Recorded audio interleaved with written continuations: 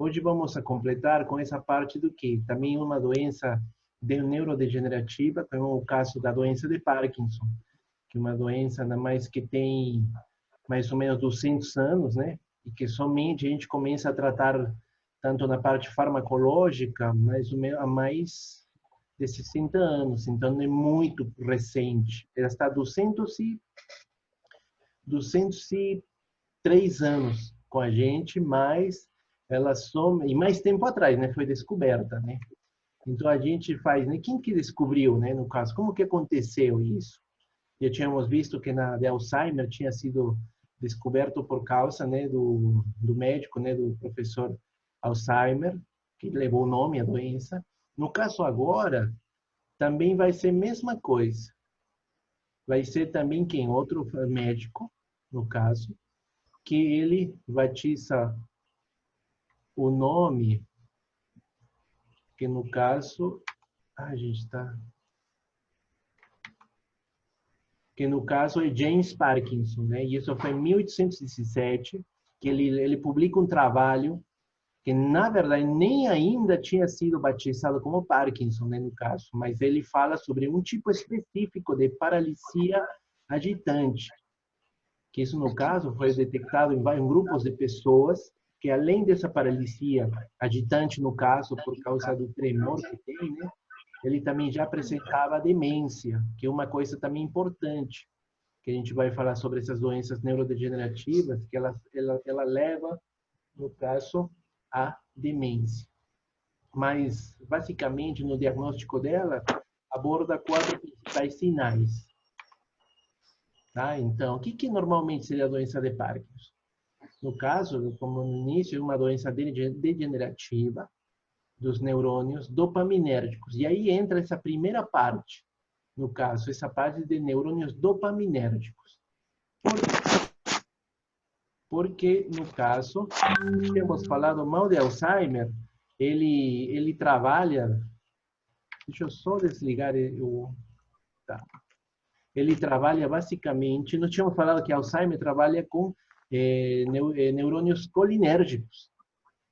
E assim também, como temos neurônios colinérgicos, vamos ter também neurônios adrenérgicos.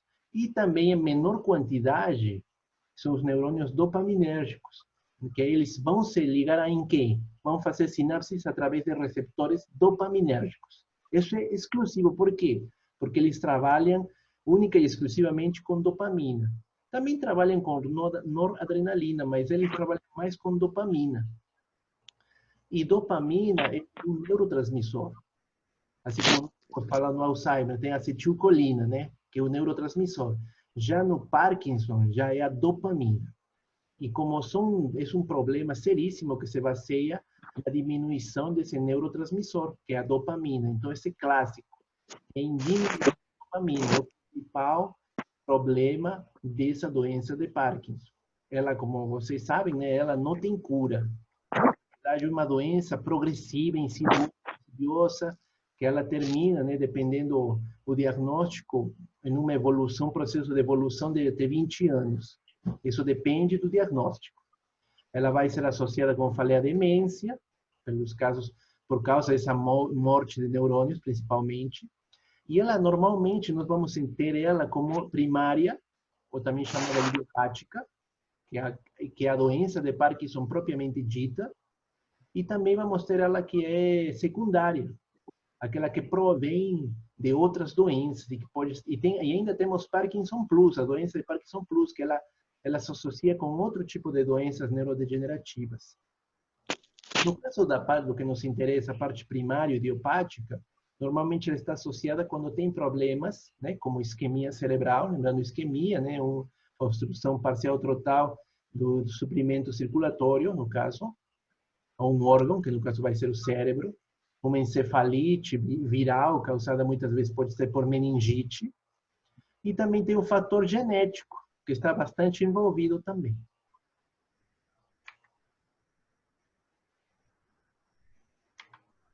Aí, só para lembrar, quando que foi? Foi recentemente, foi o Dia Mundial de Conscientização da Doença de Parkinson, foi este sábado, 11 de abril, que caiu sábado, né, por causa também Bem, do Covid, nem toda a quarentena, né, no caso, então, mas saibam que é dia 11 de abril, o Dia Mundial da Doença de Parkinson.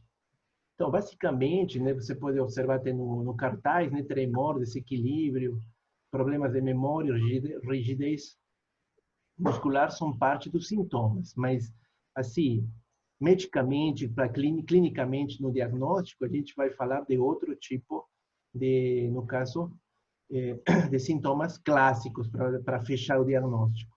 Então, por que dá esse problema? Lembra que tínhamos falado problemas, que baixa do neurotransmissor dopamina, mas isso anatomicamente falando, isso se baseia porque o cérebro ele sofre uma regeneração. Então, ele uma degeneração, desculpa, uma degeneração que afeta locais do cérebro que estão envolvidos diretamente com o movimento, os núcleos da base,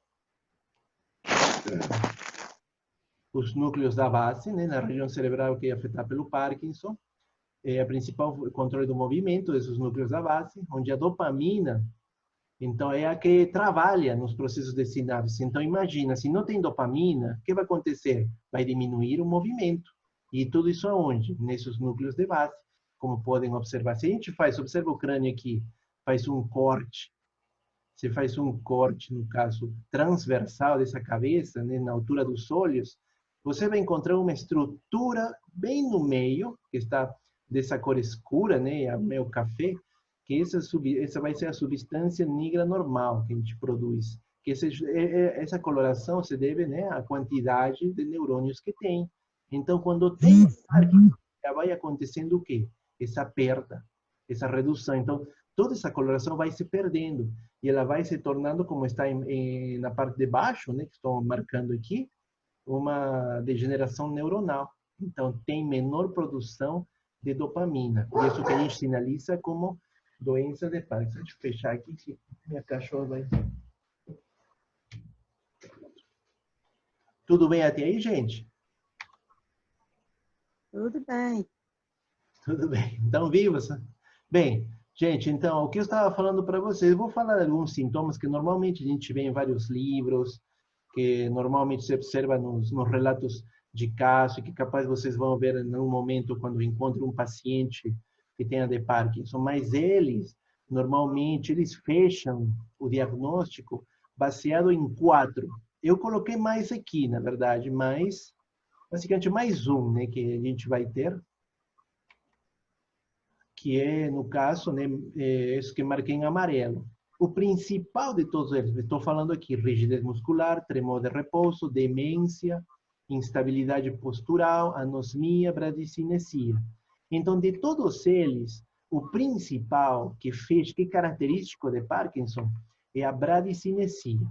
Essa bradicinesia, que é a primeira, é o primeiro, geralmente se fecha bastante o diagnóstico desse tipo de doença de Parkinson com bradicinesia e alguns dos outros que a gente vai falar. Então, no caso, o que é bradicinesia? É lentidão da movimentação. Então, é dificuldade para iniciar, redução dos movimentos, aquela face sem expressão que a gente fala de face de máscara. Aí tem também a fala se torna baixa, que a gente fala hipofonia, a alteração da deglutição por causa de uma disfagia, que ela é característica, no caso, característica dessa doença. Né? Então, a bradicinesia é a primeira. A segunda, que está aqui em amarelo, normalmente pode observar instabilidade postural.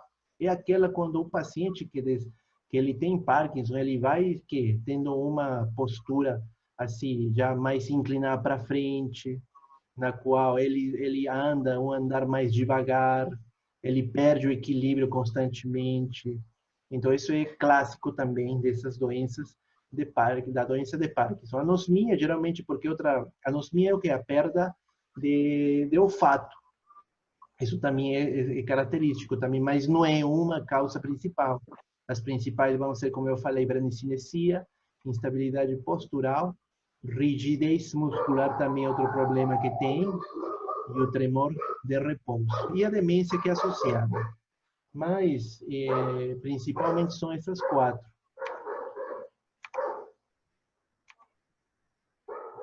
Assim mesmo, também, o que acontece nessa doença de Parkinson? Ela trabalha com o quê? Com o sistema extrapiramidal. Geralmente, quando a gente chama, tem sistema piramidal e extrapiramidal, são partes do sistema nervoso central. Então, que estão envolvidos com quem? Com a memória, e com a movimentação. Então, o Parkinson afeta, como a gente tinha falado, né? Substância negra, o globo pálido, o corpo estriado, geralmente fazem parte do sistema extrapiramidal. É importante a gente lembrar que elas trabalham com o quê? Com a movimentação. É aí que a medicação vai trabalhar, tá? Só para a gente fazer essa ligação. É onde vai trabalhar a medicação.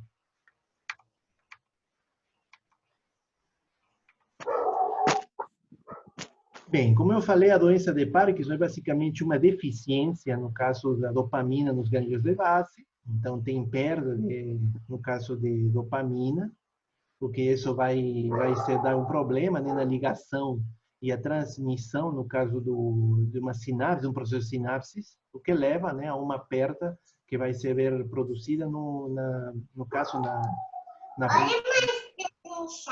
movimentação.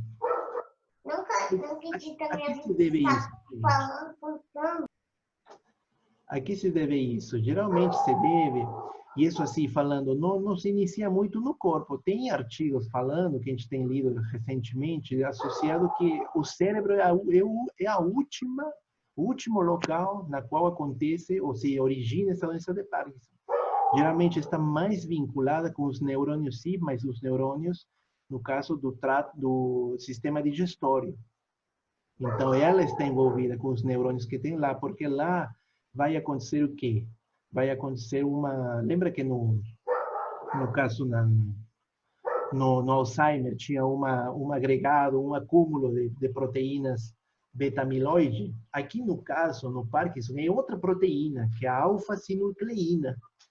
Esses agregados, eles atrapalham, no caso, aos processos de sinapses através da formação de corpos de Leves, que a gente chama. Corpos de Leves vão atrapalhar a ligação sináptica entre cada neurônio. E isso também vai provocar que uma degeneração precoce desses neurônios.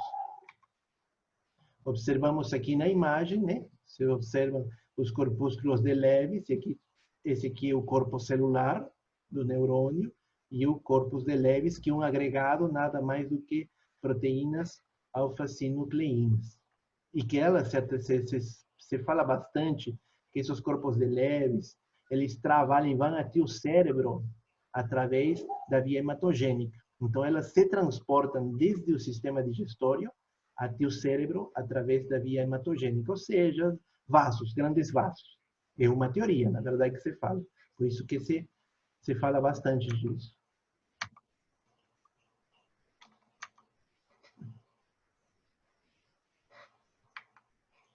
Aqui somente outras imagens mostrando esses corpos de Leves. Você pode ver que isso vai causar a morte precoce desses neurônios, né, que leva a essa perda na movimentação. Outras causas normalmente associadas, no caso com Parkinson, que já a gente pode falar de um Parkinson secundário, já são que intoxicação neuroléptica, muitas vezes provocada por algumas drogas, né? Encefalites, uma inflamação, como falamos no início, geralmente viral, neurotoxinas, geralmente arteriosclerose está envolvido, distúrbios neurológicos.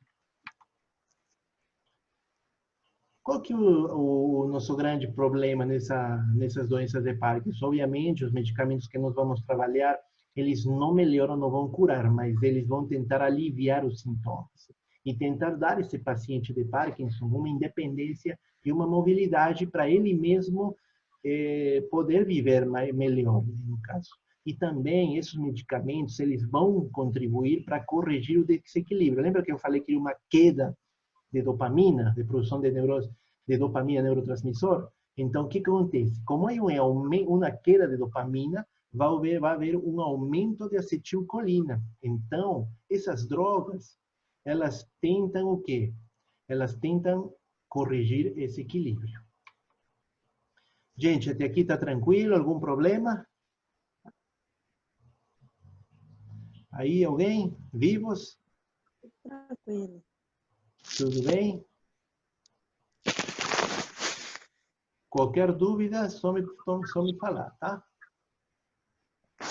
Bem, então, como tem essa morte de neurônios dopaminérgicos provocados pelos corpos de Leves, que já falamos, o que vai acontecer isso, né? Vai ter, então, falta de produção também de dopamina. Então, o que o corpo está precisando é dopamina, geralmente, né? Então, como tratamos isso, né? Como vamos a tratar? Normalmente, se fosse, então a gente vai no caso, sintetizar dopamina e dar diretamente. Então, os medicamentos que a gente trabalharia seriam basicamente dopamina. Só que acontece um problema, que o corpo, no caso, o cérebro, lembra que a gente falou de barreiras, que todo o nosso corpo tem barreiras?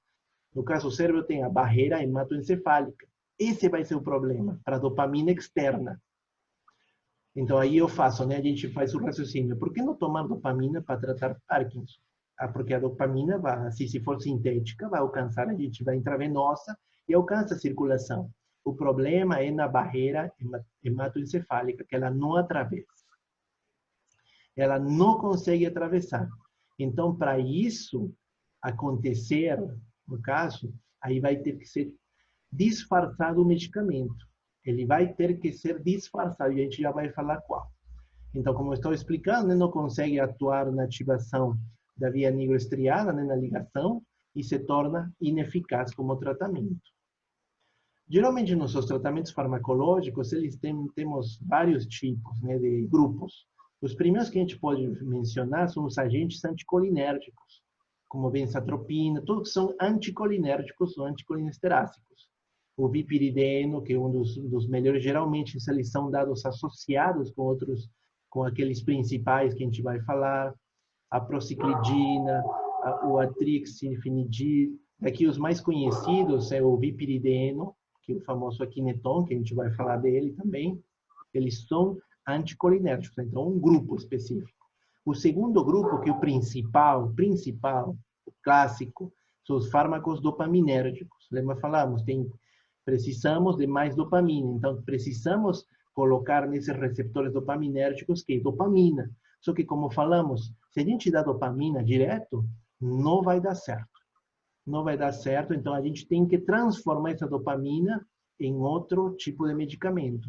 Não sei se vocês se lembram que na Fármaco 1 a gente falou de profármacos. Quem são esses profármacos? São medicamentos como falar, que eles têm uma estrutura que no momento de entrar em contato no organismo, principalmente com barreiras anatômicas, como é a barreira hematoencefálica, eles se transformam, eles mudam totalmente essa forma. Então, no caso, é a levodopa, o primeiro. A levodopa é um precursor de dopamina, ele só que está na forma de levodopa, que é uma forma bem parecida. Quimicamente, uma estrutura diferente. Mas, assim, no momento de entrar no corpo, essa levodopa vai se transformar em dopamina e ela vai poder atravessar a barreira hematoencefálica.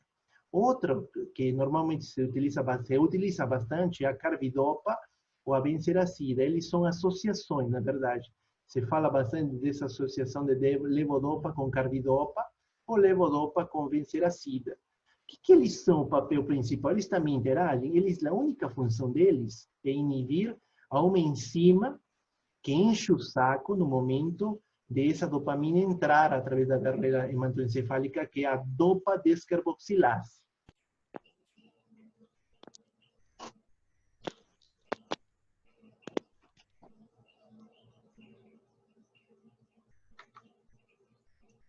Bem, agora acho que já foi. Bem, gente, então, as metas dessa parte medicamentosa basicamente se baseiam no alívio dos sintomas, mas ela não vai curar nada, tá? E que dar a esse paciente uma independência e uma independência para que ele consiga se movimentar. Tanto que eu vou mostrar um vídeo aqui de um jornal eles falando, né, como mostram como as terapias eles conseguem fazer provocar essa independência no paciente. Obviamente não 100%, mas ajuda bastante. E, como sempre, corrigir o desequilíbrio, porque, como eu falei, Dopamina, baixa de dopamina é indicativo de doença de Parkinson. Baixa de acetilcolina é o indicativo de quê? De Alzheimer. No caso, na doença que a gente viu na aula passada. Então, a gente tenta corrigir isso, que tenha mais dopamina através da medicação, que é baseada basicamente no fornecimento de dopamina. Só que o problema disso aí, que a gente fala, mas se eu vou tratar Parkinson, eu tenho que dar dopamina. Lembra a gente tinha falado que pode se sintetizar dopamina? Assim, dopamina, queria um fármaco, dopamina. Beleza, então solucionou tudo, vai ser bacana, sim. Mas o problema disso é que se o corpo ele tem umas barreiras. Lembra que a gente tinha falado de barreiras anatômicas, na qual, no caso, os medicamentos têm que atravessar, e aí envolve vários processos.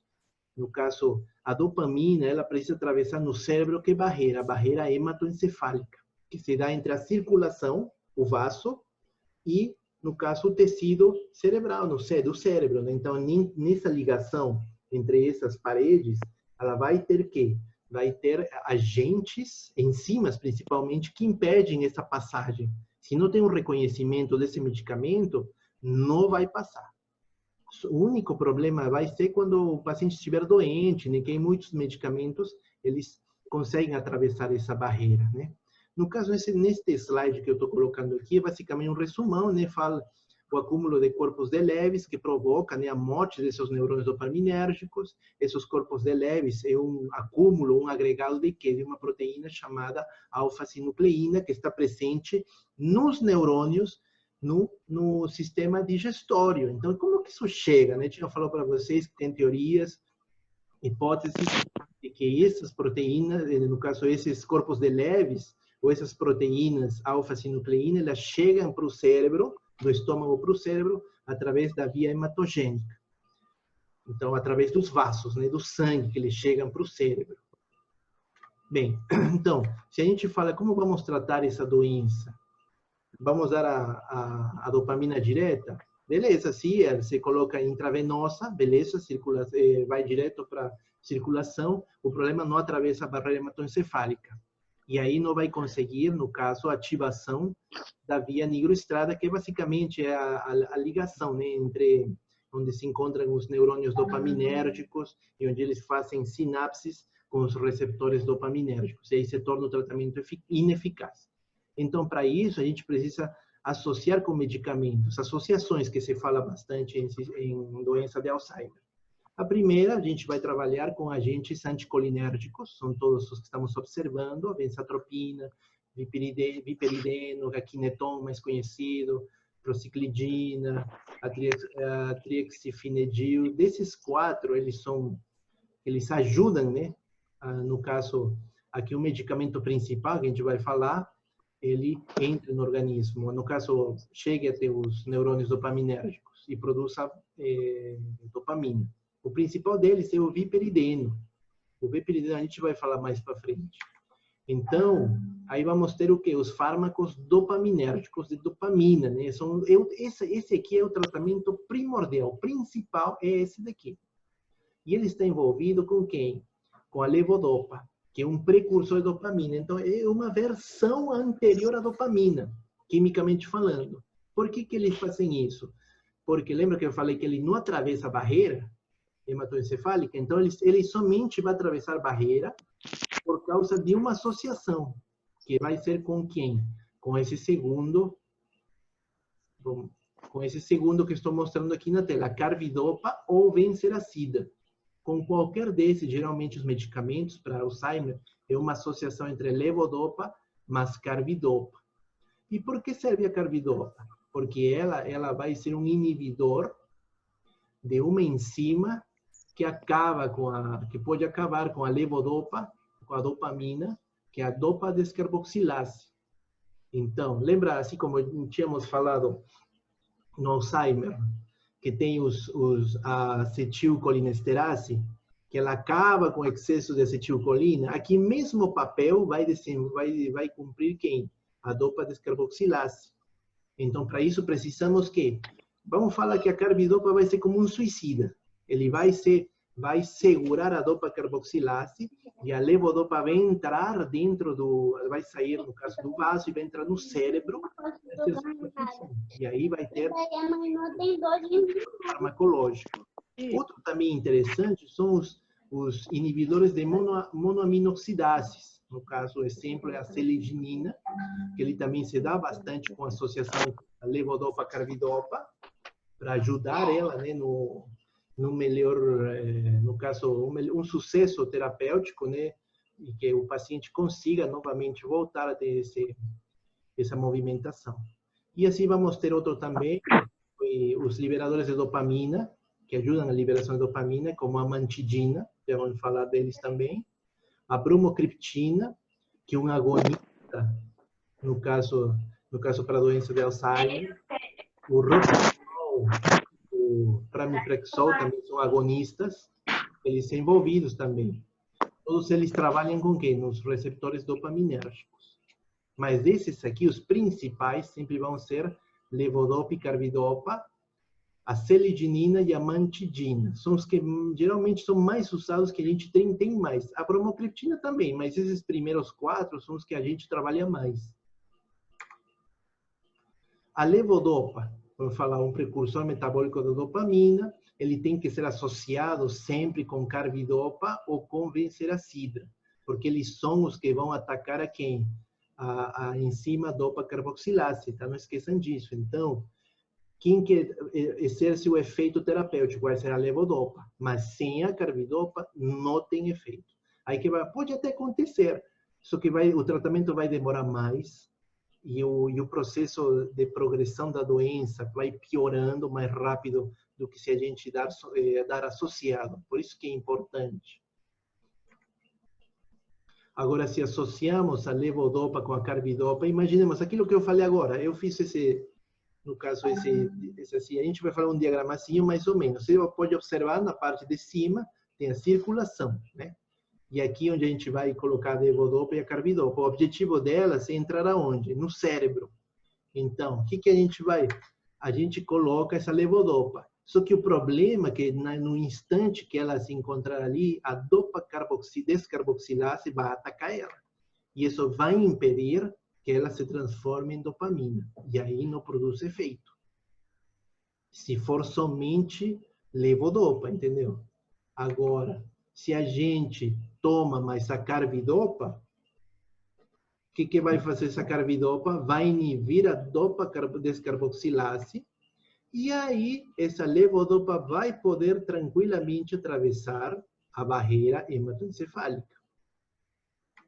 No caso, e se transformar em dopamina. Aí você se pergunta, mas e a carbidopa, ela vai entrar também? Não. Ela não atravessa, porque a função dela é simplesmente de ajuda contra a dopa-descarboxilase, tá?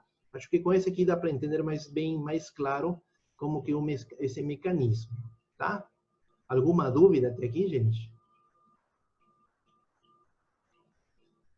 Acho que não, né? Bem, aqui novamente estou mostrando de uma maneira diagramática, né, como que funciona, né? A função da carbidopa sempre vai ser a inibição da dopa-descarboxilase. A levodopa é eficaz no início, né? Como eu falei, se esse paciente for diagnosticado quando inícios, né? Quando, sabe, tem os tremores musculares no início, quando começa esse movimento, às vezes, lento, no início, né? Então, normalmente, a gente toma um processo de evolução de 20 anos. Nesse processo de evolução de 20 anos, a gente inicia que esses medicamentos, eles vão ser eficazes, né? No caso, até o máximo 10 anos. A partir daí, já tem que ter novas formas, associar com novas formas de medicação. Então, o uso prolongado também vai ser, porque eu falo, né? Tolerância. Vai dar um efeito de tolerância que o corpo vai se acostumar e não vai ter mais efeito, vai diminuindo. Aí, normalmente, também se usar doses excessivas, ela pode provocar discinesias, então vai ter falta de movimentação em extremo. Por isso que é bem ter bastante cuidado com a dosagem desses medicamentos. Em estados mais avançados da doença, vai ter o fenômeno de liga-desliga, né? 1 a 2 horas após tomar o medicamento, o paciente fica ativo, ou se for 1 a 2 horas antes da próxima dose, o paciente fica sem movimento, né? Pode dar até aquele famoso news freezing, que é bem conhecido, que são travamentos, né? A pessoa fica travada por uns minutos e depois volta. Por isso, o importante é a administração desse medicamento. E os efeitos indesejados, né? Nunca se sabe, né? Náuseas, vômitos, hipotensão postural, então já sabem, né? Cuidados da enfermagem, quando tem hipotensão postural para esse tipo de pacientes, delírios. A levodopa, ela é importante quando você vai associar com a carbidopa, como a gente falei, e também quando você vai associar com outro tipo de medicamento, que é a entacapona, que no caso, ele também ajuda, né, no progresso da diminuição dessa movimentação, para que tenha novamente essa movimentação e o controle, o equilíbrio. Ou também com a entacapona, que ele é mais utilizado. Com a entacapona, o que ele vai fazer? Vai melhorar a função motora. Aí, no caso, outro problema que ele surge bastante com ele, lembra que eu falei que ele se torna, depois de 10 anos aproximadamente, vai entre 10 a 12 anos, ele se volve tolerante, né? O paciente não consegue mais aproveitar bastante a droga, o medicamento. Então, pode levar o quê?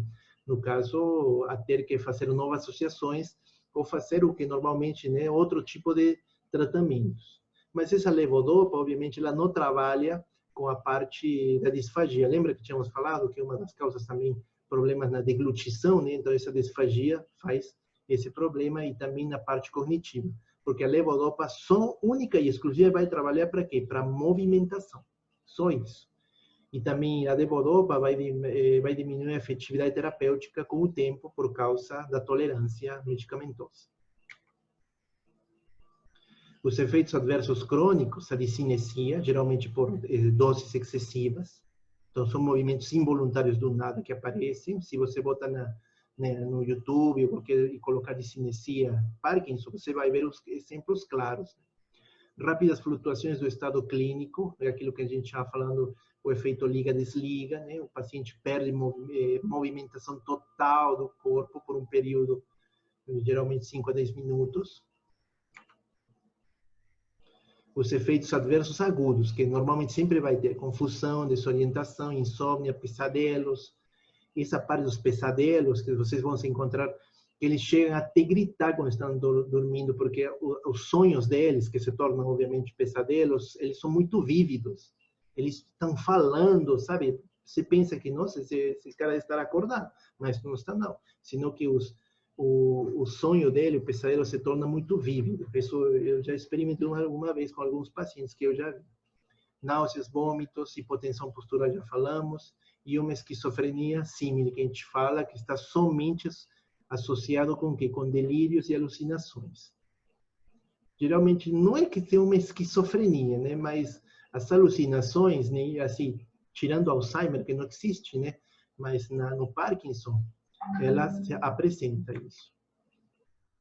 Bem, aqui somente, novamente, alguns outros efeitos adversos. A taquicardia, também já tínhamos falado. Problemas psiquiátricos da esquizofrenia. E anorexia também, outro processo complicado, no caso. O outro que a gente trabalha é a mantidina, que já tínhamos falado. Só que ele é um fármaco antiviral, ele não tem nada a ver, mas é o quê? A mantidina, ela foi testada. E eles, quando testaram alguns tipos de células, porque você testa os fármacos em vários tipos de células, ele viu que tinha uma progressão, no caso, para acelerar o processo de formação de dopamina, né? E com isso, já, então, se essa mantidina, apesar de ser um fármaco antiviral, ele pode ser utilizado também contra Parkinson, porque ele ajuda na liberação, no caso, dopamina, no sistema nervoso central.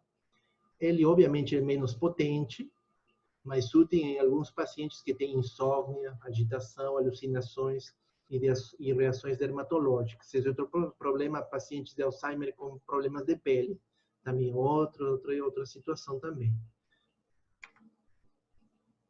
E os anticolinérgicos, basicamente aqui voltando, né, que tínhamos falado, né, acetilcolina. Lembra, a gente falou da acetilcolina, né, mas, enfim, ele tem tantos efeitos, mas ela pode ser trabalhada também para o mal de Parkinson, já que trabalha com movimentação. O vipirideno, que é o mais importante, o Akineton, para rigidez muscular, importante isso também. Pode ser associado com levodopa também, então estaria tomando a associação levodopa-carbidopa mais o vipirideno Akineton. E aí, vou falar assim, uma coisa bem clara, que aí os efeitos são mais, como falar, se observa com mais nitidez os efeitos colaterais. Boca seca, diminuição da memória, confusão, visão turva, retenção urinária também. E principalmente em idosos, ele tem que ser muito cuidado. Obviamente, os pacientes que têm Parkinson, a grande parte já são idosos, então, muitas vezes ter bastante cuidado na associação desses medicamentos, nos cuidados, né, que a gente dá para o paciente. A seleginina, um inibidor de monoaminoxidase, tipo B, só se encontra no cérebro. Ele vai ser para pacientes com tratamento que não respondem à terapia inicial. Lembra que a gente tinha falado, depois de 10 anos, a terapia inicial, que é levodopa mais carbidopa, não tem efeito. Ela vai criando tolerância. Então, a gente pode aumentar mais um fármaco, que é a seleginina. Então, para quê? Para aumentar, para dar uma resposta inicial. Tá? O único problema, assim, que geralmente todos os pacientes trabalham, né? No início, nos primeiros 5 anos, eles têm uma absorção boa, no caso da levodopa-carbidopa, mas tem pacientes, menos de 1%, que eles podem apresentar uma reação e que não responde ao tratamento inicial. Aí você trabalha com a seleginina. Né? Obviamente tem mais outros, mas o clássico e original é a seleginina. Ele é contraindicado, né, quando você utiliza alguns outros medicamentos opioides, anestésicos. Então, ter bastante cuidado com o paciente que vai ser submetido a alguma cirurgia e que use, no caso, algum anestésico derivado de opioide, de ópio, né? Aí tem que ter cuidado com antidepressivos tricíclicos. Então, esse também ter bastante cuidado. Porque aí é outro problema. E que normalmente se vê bastante, os pacientes que estão no início do Parkinson, às vezes são mal diagnosticados e se pensa que eles estão com depressão. Aí o problema de acontecer isso é que o médico trata eles como se fosse depressão. E aí, com antidepressivos tricíclicos, e aí pode piorar a evolução da doença dele, que no caso é Parkinson. Também esse é outro problema. A depressão que o paciente de Parkinson tem, ela é bem diferente da depressão normal, né, que se pode encontrar em outros pacientes. Então, por isso tem que ter bastante cuidado. E as reações adversas são náusea, dor abdominal, boca seca, são bem parecidas todas, né? Confusão, tontura, desmaios, insônia, alterações dos sonhos, né? Sonhos vívidos, né? Aqui no Brasil, de acordo com o Bulário, em 2013, que é o livro onde você tem a maioria dos medicamentos, os que mais estão disponíveis são os seguintes, como vocês estão observando na imagem: levodopa, carbidopa, da Cinemet, mas tem outras marcas também. Levodopa mais benzalidina, aí tem a apresentação, né? E quanto que é a posologia. O triexifenadil também, a bromocriptina, a selegiline, né, que falamos agora há pouco, a Elepril, a tolcapone, né, também que a gente falou agora há pouco, Tasmar, que são associadas, o vipirideno, né, a Kineton também, como que ela vem. Então, elas são as que temos no mercado. Tem outros medicamentos melhores? Tem, mas ainda não temos disponíveis no Brasil, né? Capaz, né, com os novos medicamentos, né? Aí tem. Oi, gente. Tá todo mundo aí? Tá, tô aqui. Ah, que tinha caído. Eu pensei que ia cair, tá? Oi, professor, estamos aqui. Tá, já estamos terminando, viu, gente? Bem, então só esses medicamentos são os que estão disponíveis no Brasil, tá? Os que maiormente, então, interessante vocês guardarem esses medicamentos, caso um dia forem falar, né? Para vocês observarem, né, como que é.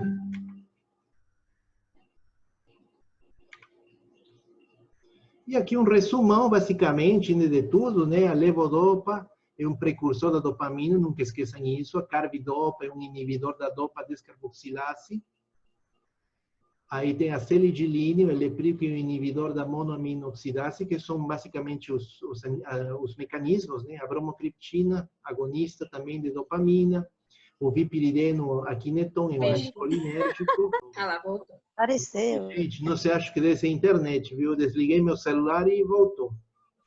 Bem, pessoal, esse aqui é o último slide, né? Basicamente eu coloquei... Dá para ver vocês aí? Estão vendo? Eu não tô vendo o slide agora. Não? Nem eu. Eu também não. Peraí, deixa eu voltar aqui então.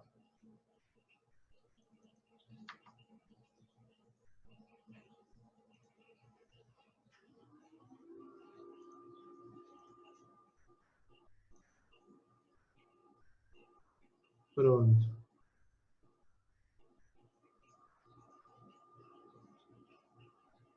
A ver, aqui. Estão vendo agora, gente?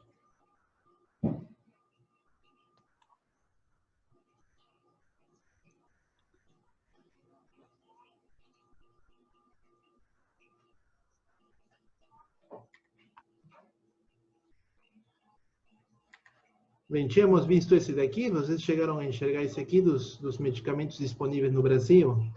Sim, só até aí, prof. Tá, beleza. Aí já é o último. O final, eu só aqui fiz um resumão do que? Do medicamento e o mecanismo de ação, né? Como tínhamos falado, levodopa, precursor de dopamina, carbidopa, inibidor de dopa-descarboxilase periférica. Isso aqui é importante, né? Lembrar, no caso, porque quando vocês vão ir no estágio, sempre te perguntam, para que é a levodopa? Ah, é para isso, é para Alzheimer, mas como que ela trabalha? Aí isso pode ajudar para vocês. A selidiline, né, inibidor de monoaminoxidase, o vipirideno, que já tínhamos falado aqui embaixo, o Akineton, anticolinérgico, e o tolcapone. Geralmente, gente, eles são todos associados. Sempre a associação de medicamentos. Não tem somente um medicamento para dar só. Pode ser no início, você dava levodopa, aí viram que os resultados eram muito baixos, aí associaram com carbidopa, e aí observaram um melhor, no caso, um melhor resultado, mais eficaz. E isso, assim, vai no máximo em 20 anos, né, que normalmente acontece o desenvolvimento da doença, o mal de Parkinson, né, no caso. Bem, gente, aí nossa atividade, né, vai consistir basicamente, eu vou mandar novamente, a gente vai trabalhar com os medicamentos. A gente já viu dos medicamentos, né? Então a gente vai trabalhar com o quê? Com os medicamentos e os cuidados da enfermagem, porque a gente está vendo, né, a farmacologia, efeitos adversos, para que serve. Mas o problema, assim, grande é quando a gente trabalha com os cuidados da enfermagem. Como eu, como enfermeiro, vou me posicionar ou vou trabalhar nesse paciente quando eu ver no